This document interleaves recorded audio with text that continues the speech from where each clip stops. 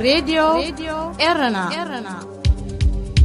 راديو إيرنا كاب كتما باريس محلالف لإرتوارن غازت إنياتا زدالو نتسا راديو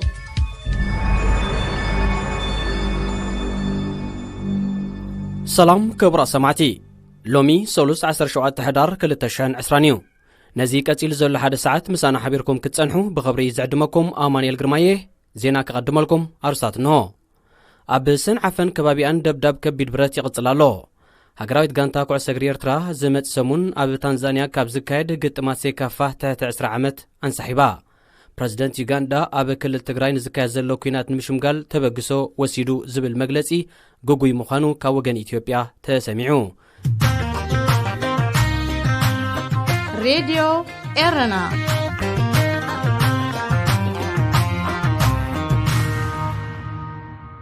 ናብ ዝርዝር ዜና ምስ ንሰግር ድማ ኣብ ሰንዓፈን ከባቢያን ደብዳብ ከቢድ ብረት ይቕጽላሎ ካብ ሰንበት 15 ሕዳራት ሒዙ ኣብ ከባቢታት ሰንዓፈ ዳግም ኣብ ዝጀመረ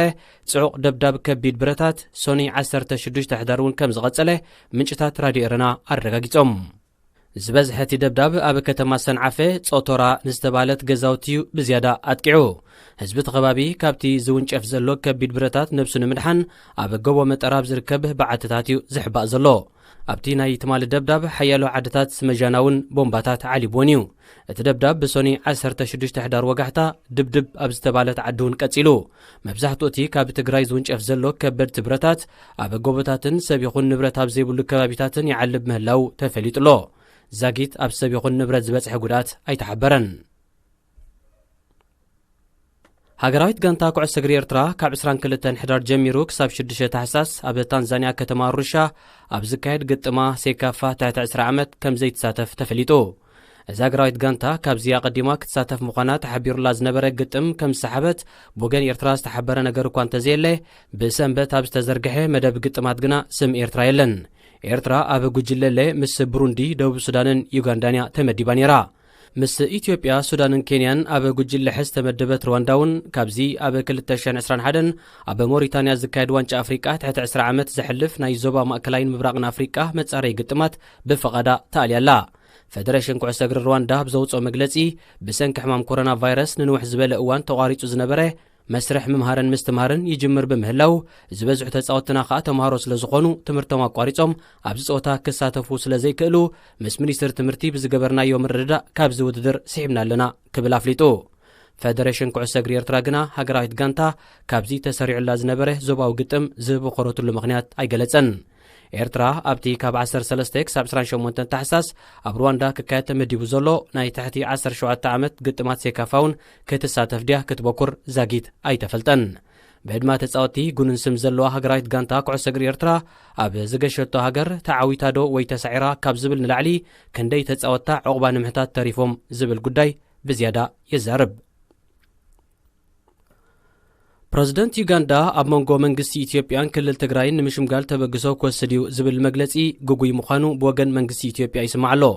እዚ ዝተሰምዐ ማዕከናት ዜና ዩጋንዳ ሓዊስካ ሓያሎ መርበባት ፕሬዝደንት ዩጋንዳ ዩወሪ ሙሴቬኒ ኣብ መንጎ መንግስቲ ኢትዮጵያን ክልል ትግራይን ንዝካየድ ዘሎ ኩናት ንምሽምጋል ተበግሶ ከም ዝወስድ ገሊጹ ክብላ ድሕሪ ምሕባረን እዩ ብመሰረተን ማዕከናት ዜና እቲ ፕሬዝደንት ነዚ ዝገለጸ ብሰንበት 15 ሕዳር ኣብ ሰሜናዊ ክፋልቲ ሃገር ኣብ ዘካይዶ ዝነበረ ጎስጓስ ፕሬዝደንታዊ ምርጫ እዩ ብዛዕባ እዚ ናይ ሽምግልና ጉዳይ ንምዝራብ ልኡኽ መንግስቲ ኢትዮጵያ ናብ ዩጋንዳ ከምርሕ ምዃኑ ንካልእ በዓል ስልጣን መንግስቲ ብምጥቃስ እውን እተን ማዕከናት ዜና ክሕብራ ጸኒሐን እንተኾነ ብዛዕባ እዚ ብፕሬዝደንት ዩጋንዳ ተወሲዱ ዝበሃል ዘሎ ናይ ሽምግልና ተበግሶ ብወገን መንግስቲ ኢትዮጵያ ሓቅነት ከም ዘይብሉ ክጥቀስ እንከሎ ካብ ክልል ትግራይ ግና ዝተዋሃበ ሓበሬታ የለን ኣቐዲሙ ብዝተፈላለያ ዞባውያንን ኣህጉራውያንን ውድባት ከምኡ ድማ ዘይሻራውያን ሃገራት ክቐርብ ጸንሐ ናይ ሽምግልና እማመታት ብወገን መንግስቲ ኢትዮጵያ ተቐባልነት ከም ዘይረኸበ ይፍለጥ ክቡራት ሰማዕትና ዜና ተፈጺሙሎ ቀጺሉ እቲ መፍትሒ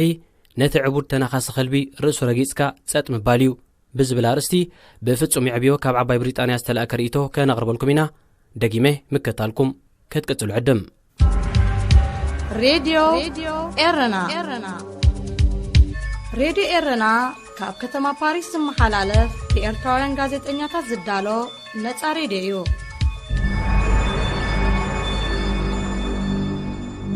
داغماي سلامتنا تقبلوا زخبركم سمعتنا ቀጽልና ፍጹም ዕብዮ ዝላኸልና ጽሑፍ ሒዝናልኩም ክንቀርቢና ሰናይ ምክትታል ሬድዮ ኤረና ናጻ ድምፂ ኤርትራውያን ሬድዮ ኤረና ናጻ ድምፂ ኤርትራውያን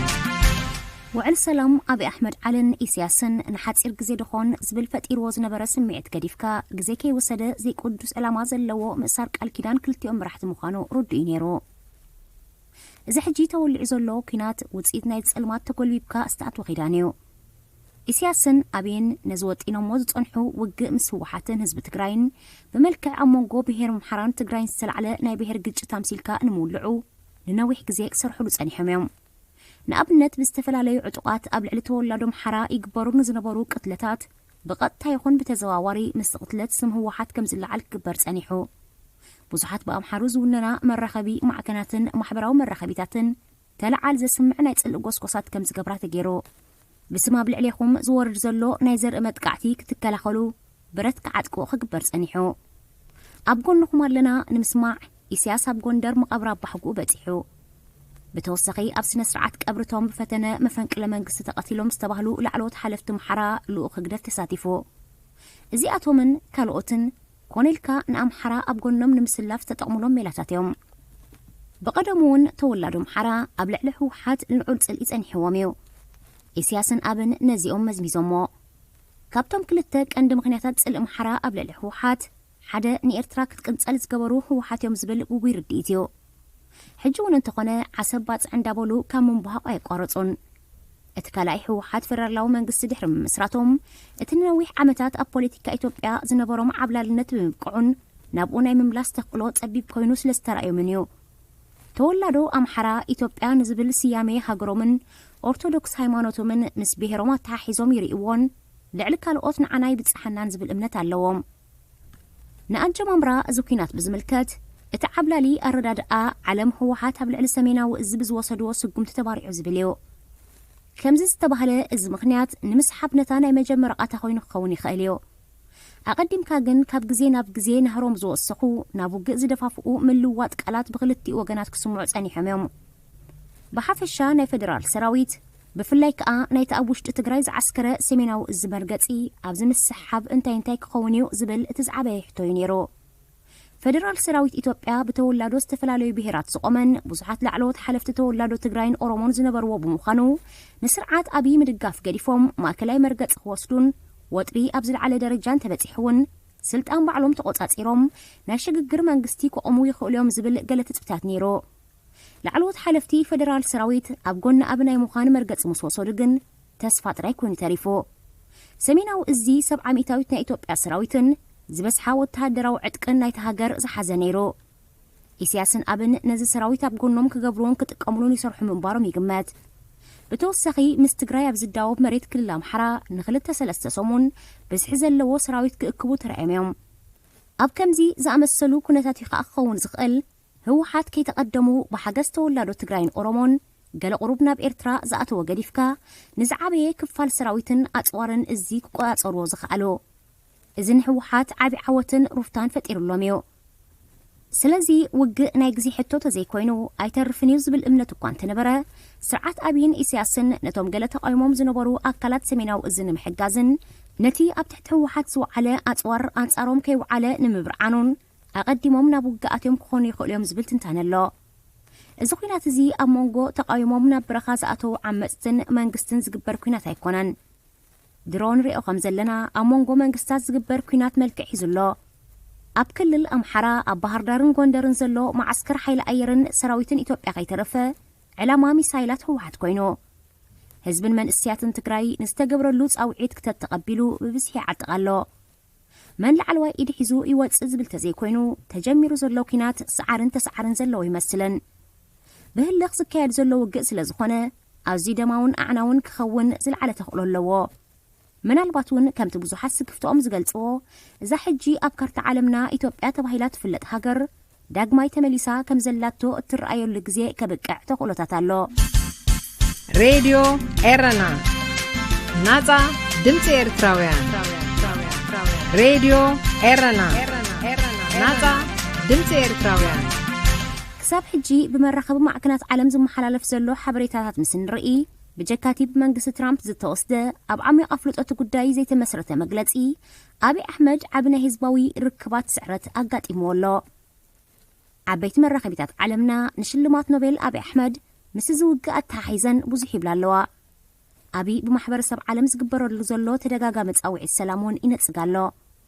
ምስ ምጅማር እዚ ኩናት ስርዓት ግደፍ ብመናለኒ እንደርኡ ናብ ዝለዓለ ደረጃ በፂሕዎ ወላደ ኣብ መራኸቢታቱ ካልእ ይበል እምበር ንኤርትራ ብወግዒ ናብ ዘይምልከታ ውግእ እትይዋ እቶም ኣብ ባድመ ዝነበሩ ኣካል ሰሜናዊ እዚ ዝኾኑ ሰራዊት ፌደራል መንግስቲ ኢትዮጵያ ናብ ኤርትራ ኣብ ዝኣተውሉ ግዜ ባድመ ንሓይልታት ምክልኻል ኤርትራ ኣረኪቦም እዮም። ህግደፍ ንህዝቢ ኤርትራ ነዚ ኣይገለጸሉን። ምክንያቱ ኣካል ናይቲ ኣብ መንጎ ኣብይ ኣሕመድን ትግራይን ዝግበር ግጥም ክኸውን ስለ ዝተወሰነን ገለ ተቃውሞ ህዝብን ሰራዊትን ከየጓንፎ ስለ ዝፈርሐን እዩ። ስለዚ እታ ከም መምክኔታ ንልዕሊ 20 ዓመት ተጠቕሙላ ባድመን ድሕር ተመሊሳ ኣብ ትሕቲ ኤርትራ ኣላ ውግእ ንምንታይ ኣድልየ? ውሽጣዊ ጉዳይ ኢትዮጵያ ንኢትዮጵያውያን ዶ ይምልከትን? ኢሳያስ ንህላውነቱ ምስ ህላወ ስርዓት ኣብይ ኣሕመድ ኣተሓሒዙ እዩ ዝርኦ። ኣብይ ኣሕመድ ብተጋሩ ተተሳዒሩ ኣነ የለኹን ዝብል እምነት ኣለዎ። እዚ ስለ ዝኾነ ብኣብይ ኣሕመድ ተሰኒው ኣብ ጎንደር ዑደት ኣብ ዝገበረሉ ግዜ ኣና ንዛ ሃገር ክመውት እውን ቁርብ ኢሉ ነይሩ።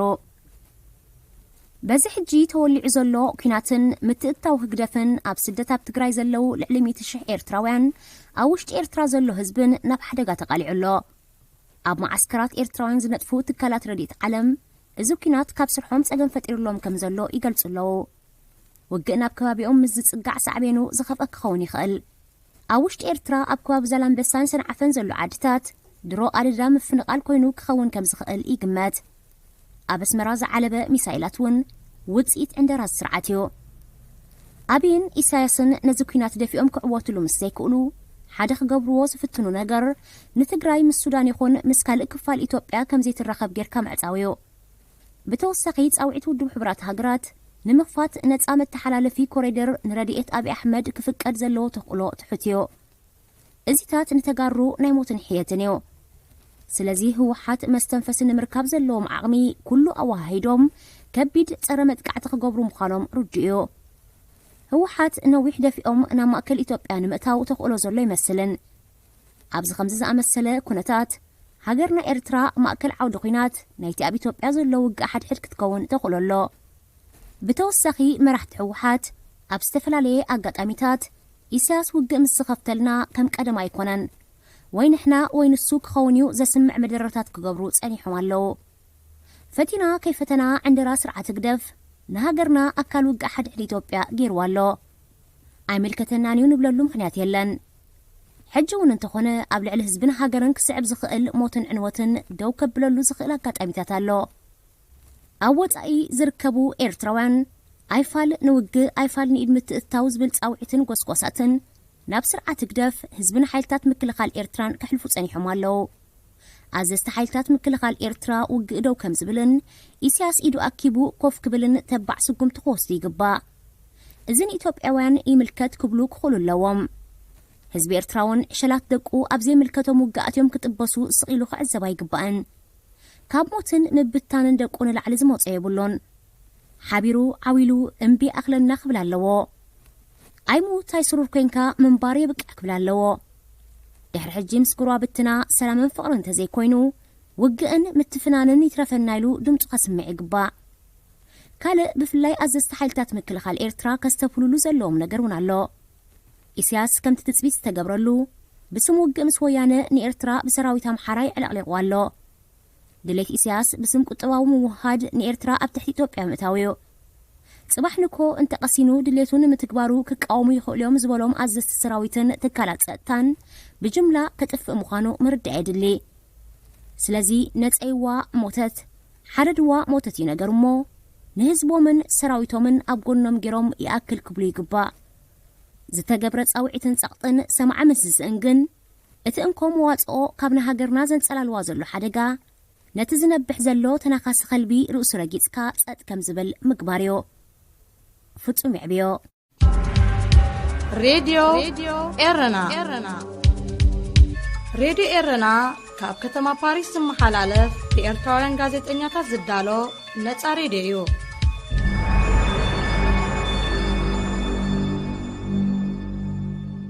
እዚ ድምፂ ራድዮ ኤረና እዩ።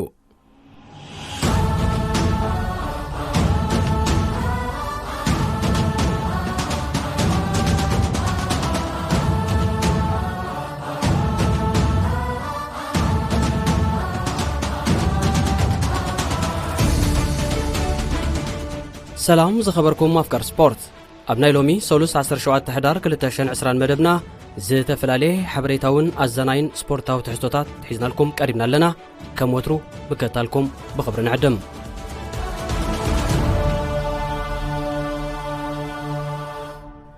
ኤርትራዊ ፕሮፌሽናል ተቐዳዳማይ ብሽክለታ ማኑኤል ገብረ እግዚኣብሔር ናብ ኣሜሪካዊት ናይ ወርልድ ቱር ክለብ ትሬጋ ሴጋፍሬዶ ተሰጋጊሩ። ተቐዳዳማይ ኤርትራዊ ክለብ ኣስቤኮ ዝነበረ ማኑኤል ካብ 2016 ክሳብ 2017 ዓ.ም ፈለማ ኣብ ኮንቲኔንታል ክለብ ዳይሜንሽን ዳታ ተሓቂፉ ዝተወዳደረ እዩ።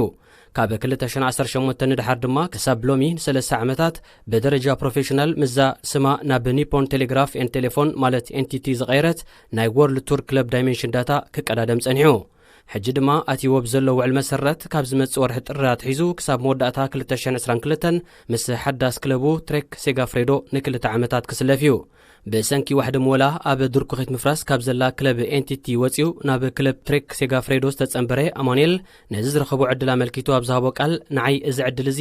ነቲ ኩሉ ግዜ ዝሓልሞ ዕቤተይ ጋዲ ኣብ ምግባር ዝሕግዝ ዓብ ኣጋጣሚ እዩ። ኣብ 2018 ፕሮፌሽናል ተቐዳዳማይ ካብ ዝኸውን ድሓር ብርክት ዝበለ መድረኻት ኣብ ዝሓቆፈ ቅድድማት ብሽክለታ ዕዙዝ ተመክሮ ደሊበ።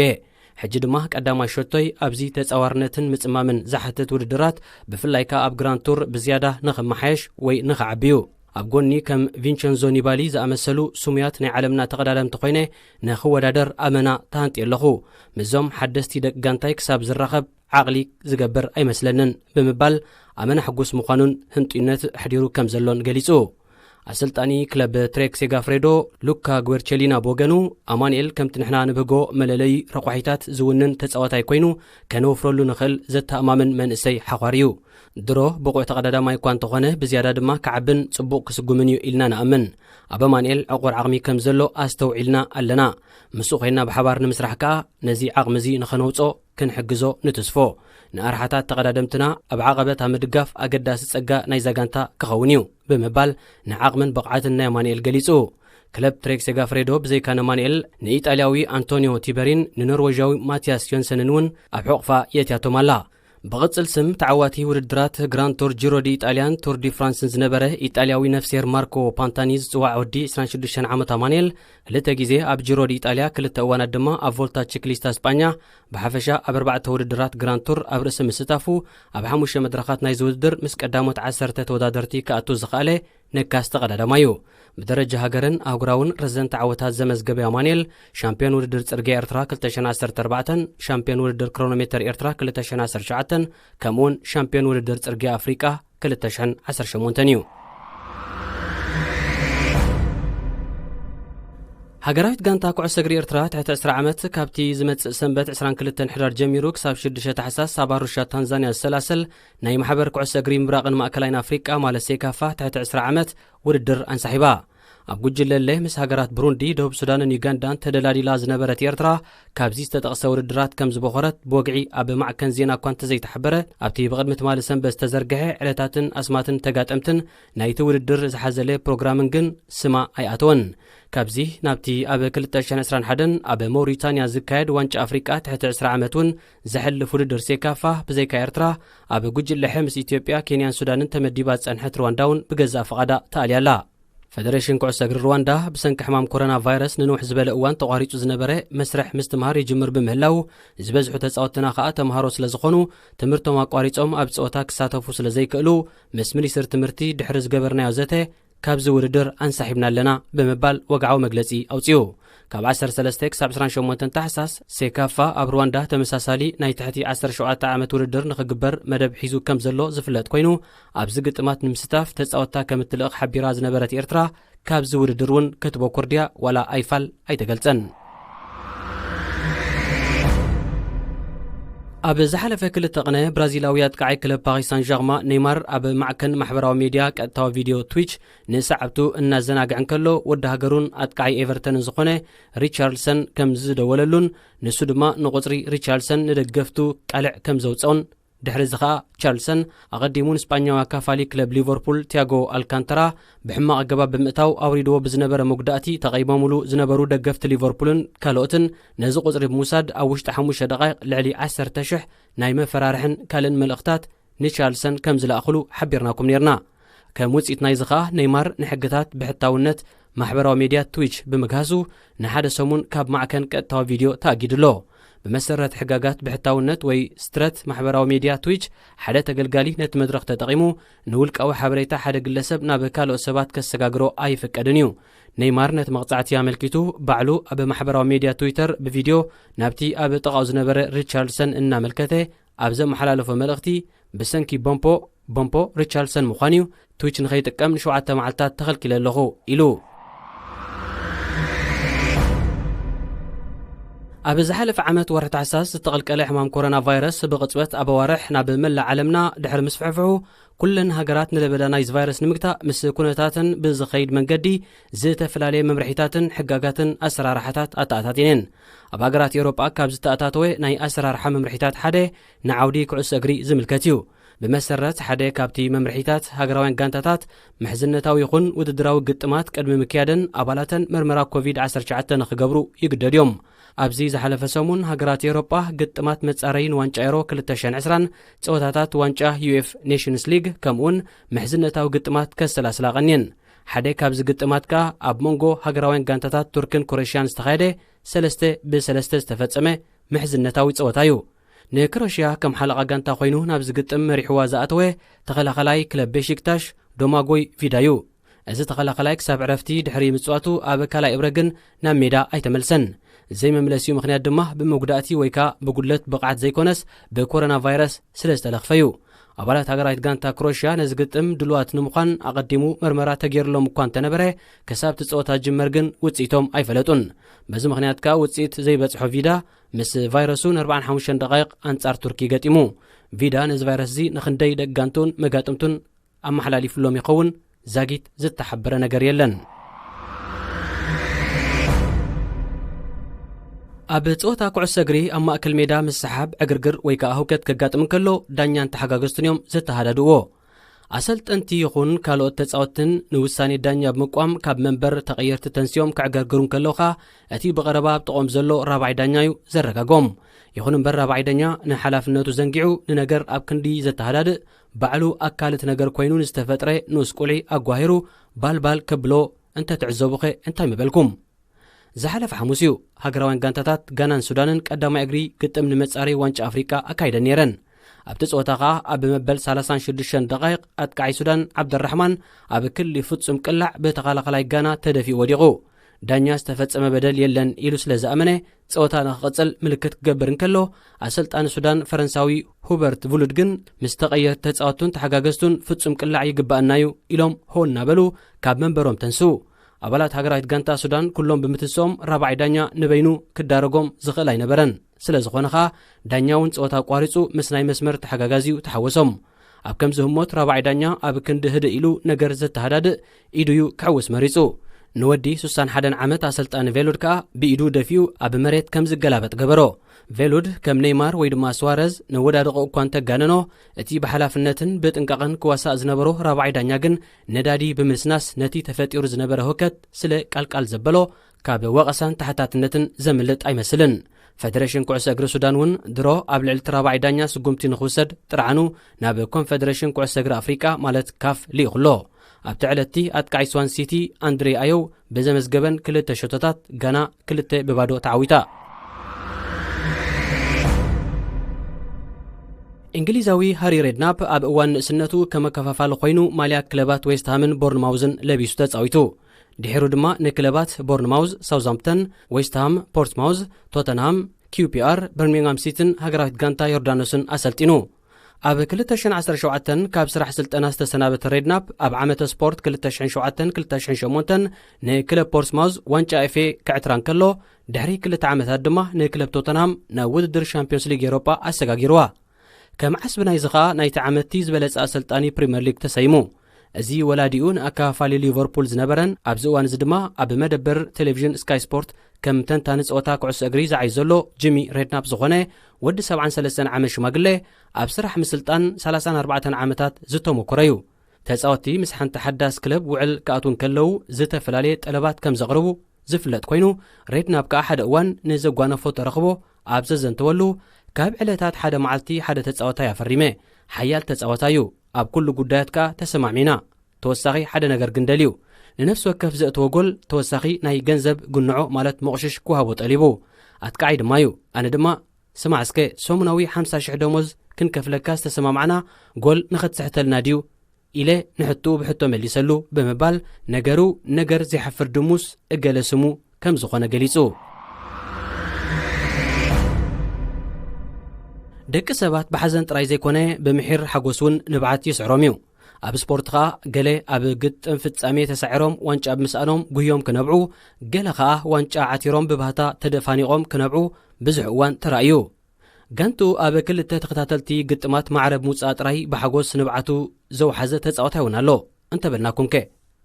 ሳን ማሪኖ 34,232 ዜጋታት ዘለዋ ኣብ ኤውሮጳ ትርከብ ኣዝያ ንእሽቲ ሃገር እያ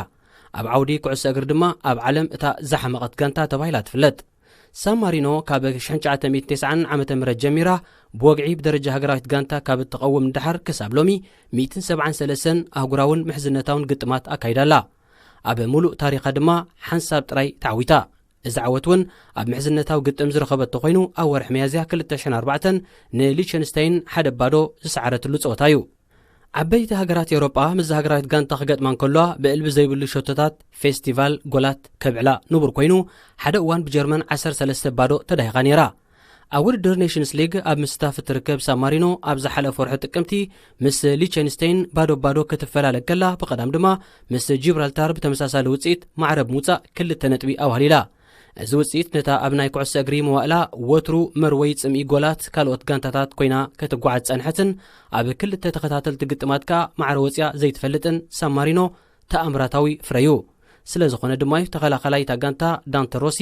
ድሕርቲ ናይ ቀዳም ግጥም ኣብ ቅድሚ ጋዜጠኛታት ቀሪቡ ካብ ምሒር ሓጎስ ብብኽያት ዝተነኽነኸ ሕንቕንቕ እናበለ ከዓ ንብዓቱ እናደረዘ ናይ ብሓቂ ንዓይ እዚ ሕልሚ ብምዃኑ ብዙሕ ክዛረብ ኣይደልን እየ ነዛ ንእሽቶ ሃገርና እውን ዓበ ህያብ ስለ ዝኾነ እዚ ውፅኢት ንብምልኦም ህዝቢ ይውፍዮ ኣለኹ ወላ እውን ንእሽቶ ዓዲ እንተኾና ዓበ ፍቕሪ ኣለና ኢሉ ፌደሬሽን ኩዕሶ እግሪ ሳን ማሪኖ ብወገኑ ንምድብና ምስ ትመርሕ ዘላ ጂብራልታር ማዕረ ወፂና ዝበዝሐ ክፋል ናይቲ ድሕሪ ዕረፍቲ ብ10 ተጻወቲ ኣካይድናያ ክነስና ሓንቲ ነጥቢ ከነትርፍ ክኢልና ኢና እንታይ ዝበልዎ ታሪኻዊ መዓልቲ እዩ ብጻዕሪ ተጻወትና ሕቡናት ኢና በሉ ድግስ ንግበርን ዓስብና ንጸንብሎን ብምባል ኣብ ማሕበራዊ ሚድያ ለጢፉ ዓወት ጭሕሚ ሰበይቲ ካብ ዝኾና 16 ዓመታት ኣሕሊፋ ዘላ ሳን ማሪኖ እንተትስዕር ነይራ ደኣ እንታይ ምገበረት ዕድመን ጥዕናን ይሃበና ብዓይንና ክንምስክር እንታይ ፍለጥ ሓደ መዓልቲ 3 ነጥቢ ተሓፈስ ትኸውን ሃገራዊት ጋንታ ቅድድም ብሽክለታ እንግሊዝ ኣብ ዝመጽእ ክራማት ንዝካየድ ውድድር ኦሎምፒክ ቶኪዮ ምድለዋት ኣብ ተካይደሉ ዘላ እዋን ንኣሰልጣኒ ኬቨን ስቴዋርት ካብ ስርሑ ኣባሪራቶ እቲ ዓላሚ ካብ ሓላፍነቱ ዝተላዕለ ካብ ስርዓት ወጻኢ ምስ ሓንቲ ካብ ተቐዳደምቱ ዘይግቡእ ጸታዊ ዝምድና ስለ ዝፈጠረ እዩ እዚ ስኮትላንዳዊ ምዛ ንሱ ዝዕልማ ተቐዳዳሚት ኣመና ኣብ ርእሲ ምቅርራቡ ዘይስነ ምግባራዊ መልእኽታቱን ይሰደላ ከም ዝነበረ ተሓቢሩ በዓል ቤታ ንኣየርላንዳዊት ተቐዳዳሚት ብሽክለታ ሮቢን ስቲዋርት ዝኾነ ኬቨን ንኣባላት ሃገራዊት ጋንታ ቅድድም ብሽክለታ እንግሊዝ ንኽዕልም ኣብ ወርሒ መያዝያ 2019 እዩ ሓላፍነት ተረኪቡ ንሱ ንዝፈጸሞ ጌጋ ኣሚኑ ብዘይቅቡል ተግባራተይ ካብ ልቢ ይቕሬታ ይሓትት ኢሉሎ ኣብ ቤልጅየም ኒውኪም ተሰሚየት ርግቢት ብ1.6 ሚልዮን ዩሮ ተሸይጣ እዛ ኣብ ቅድድም ረጋቢት እትነጥፍ ርግቢት ዕድሚኣ 2 ዓመት ክኸውን ከሎ ወነንታ ብ200 ዩሮ ንኽትሸየጥ እዮም ናብ ጨረታ ኣውሪዶማ ይኹን እምበር ካብ ትፅቢቶም ወጻኢ ክብረ ወሰን ብሰበረ መጠን ገንዘብ ብሓደ ቻይናዊ ተዓዲጋ ብመሸጣ ዋጋ ክብረ ወሰን ሒዙ ዝጸንሐ ርግቢት ብቕጽል ስም ናይቲ ናይ ዓለምና ናይ ኩሉ እዋን ዝበለጸ ተቐዳዳማይ መኪና ፎርሙላ 1 እንግሊዛዊ ሉዊስ ሃሚልተን ዝጽዋዕ ኣርማንዶ ዝተባለ ርግቢት ኮይኑ ኣብ 2019 ብ1.25 ሚልዮን ዩሮ ተሸሚቱ ኣብ ሓያሎ ውድድራት ዝተዓወተት ኒው ኪም ውድድራ ደው ካብ ተብል ልዕሊ 1 ዓመት ዘቑፀረት እያ እቲ ብጨረታ ዝተዓወተላ ቻይናዊ ንኽትራባሓሉ ኢሉ ዓዲግዋ ተባሂሉ ይመነሉ ከም ኒው ኪም ዝኣመሰላ ረጋቢት ክሳብ 10 ዓመት ዕድመ ዝመልኣ ክራብሓ ከም ዝኽእላ እውን ይመነለን ኣብ ቻይና ቀደድም ረጋቢት ሓደ ካብ ሱሙያት ዓይነታት ስፖርት እዩ ቤልጅየም ወገና ብምፍራይ ረጋቢት ውሪይቲ ክትከውን ከላ ኣብታ ሃገር 20,000 ዝበፅሑ ኣፍረይቲ ረጋቢት ኣለዉ መበል 33 ውድድር ኩዕሶ እግሪ ዋንጫ ኣፍሪቃ ኣብ ወርሒ ጥሪ 2022 ኣብ ሃገረ ካሜሮን ከሳልጥ እዩ ኣብዚ 24 ሃገራት ዝሳተፍ ውድድር ንምክፋል 48 ሃገራት ኣፍሪቃ ኣብዚ እዋን እዚ ኣብ 12 ጉጅለታት ተደላዲለን መጻረይ ግጥማት ኣብ ምክያድ ይርከባ ነፍሲ ወከፈን 3 ነጥቢ ዋህሊለን ዘለዋ ሃገራት ጋምቢያን ጋቦንን ኣብ ጉጅለመ ተመዲበን ካብ ዘለዋ 4 ሃገራት እተን ክልተን ነቲ ጉጅለ ጋቦን ንጋምቢያ ብሓደ ጸብለልታ ጎል ቀዲማ ትመርሖላ እዘን ክልተ ሃገራውያን ጋንታታት ንሓድሕደን ንኽጋጠማ ትማልሶኒ መደብ ተታሒዙለን ነይሩ ጋቦን ከዓ ብቆፀራ መሰረት ኣጥቃዓይ ኣርሰናል ፔሪ ኤሜሪክ ኦቦምያንግ ንዝርከቦም ተጻወትታ ጠርኒፋ ሰንበት ሰዓት 11 ምሸት ኣብ ኣህጉራዊ ማዕርፎ ነፈርቲ ባንጁል ተረኺባ ይኹን እምበር ዕዳጋ ከም ጸንሓካ እምበር ኣዴኻ ከም ዝለኣኸትካ ኣይኮነን ከም ዝበሃል ተጻወትቲ ጋቦን መደቦም ኣብ ሓፂር እዋን ሰሊጥዎም ካብቲ ማዕርፎ ነፈርቲ ናብ ሆቴሎም ብምምራሕ ባእጉ ንኽዕርፉ እኳ እንተነበረ ዝጸንሑም ግን ካልእ ኮይኑ ሰብ መዚ ኢሚግሬሽን ጋምቢያ ናይ ኩሎም ፓስፖርት ኣኪቦም ምስ ወሰድዎ ነቲ ፓስፖርት ሽታማይ ገይሮሞ ፓስፖርት እንተበልከኻ ፓስፖርት መስክር ኮይና ምድሪ እቶም ኣማራፅን ረዳእን ሰኣኑ ተጻወትቲ ድማ ገለ ኣብ መንበር ኮፍ ኢሎም ላፕቶፖም ብምኽፋት ብፊልም ክዛነዩ ከለዉ ዝበዝሑ ድማ ከይፈተው ሽጎማንኦም ኣብ ባይታ አንጺፎም ሳንጦኦም ከዓ ተተርእሶም ድቃስ ክጭልጡ ተገዲዶም ንንውሕ ዝበለ ሰዓታት ቀንዘፎ ብምባሎም ክጻወሮ ዘይከኣለ ኦቦምያንግ ንካፍ ኣብ ትዊተር ብምድሃይ ማለት ታግ ብምግባር ከመይ ዝበልዎ ብሉጽ ምሸት እዩ ኢሉ ድሕሪ ምስ ተቕሓሩ ጋምቢያ ንምንታይ ፓስፖርትና ራስያ ኣብዚ ማዕርፎ ነፈርትን ሰዓታት ገቲራትናላ ከፈልእ ስለ ዝደለኽየ ንሕና ጅሆዲና ዋላ እንታይ ካፍ ዓይንኹም ክትዕምቱ ዲኹም ዝቕጽል ምዕራፍ ናይዛ ፊልም ክዕዘብ ተሃንጢ ኣለኹ ብምባል ጽሒፉ በዚ ኾይኑ በቲ ኣብ መወዳእታ ተጻወትቲ ጋቦን ካብቲ መዕረፊ ነፈርቲ ክወፁ ስለ ዝነበሮም ድሕርና 7 ሰዓታት ከልበትበት ፓስፖርቶም ተረኪቦም ከባቢ ሰዓት 6 ወጋሕታ ናብ ሆቴሎም ኣቕኒዖም ኦባ ከዓ የቐኒየልና ጋምቢያ ተወሳኺ ሞራል ስለ ዝኾንኩምና ተግባርኩም ንሞራልና ኣየጉድሞን እዩ ካፍ ናይዚ ጉዳይ ተሓታተ ምዃኑ ህዝቢ ክፈልጥ ንደሊ ኣብ 2020 ንኣፍሪቃ ከነማዕብላ ድሌትና ብኸምዚ ኩነታት ኣይኮናን ድማ ሓቢርና ንዓቢ ብምባል እቲ ዘጋጠሞም ሽግር ዝያዳ ምሕረኒኦም ከም ዝኸውን ኣተሓሳሲቡ ብዙሓት ክለባት ይኹና ሃገራውያን ጋንታታት ኣብ ልዕሊ መጋጥምተን ረብሓ ንምርካብ ዝተፈላለየ ሽጣራታት ከም ዝጥቀማ ዝፍለጥ እዩ እዚ ብጋምቢያ ዝተገብረ ዘይቅዱስ ተግባር ከዓ ነተጻወቲ ጋቦን ብሕፅረት ዕረፍቲ ኣዳኺምካ ኣብ ግጥም ንምርባሕ ዝተተለመ ምዃኑ ብዙሓት ቤተሰብ ስፖርት ይትንትኑ ዝኸበርኩም ተኸታተልትና ንሎሚ ኣዳሊናዮ ዝነበርና መደብ ስፖርት ዛዚምና ኣሎና ኣብ ዝቕጽል ክሳብ ንራኸብ ንኹልና ሰላም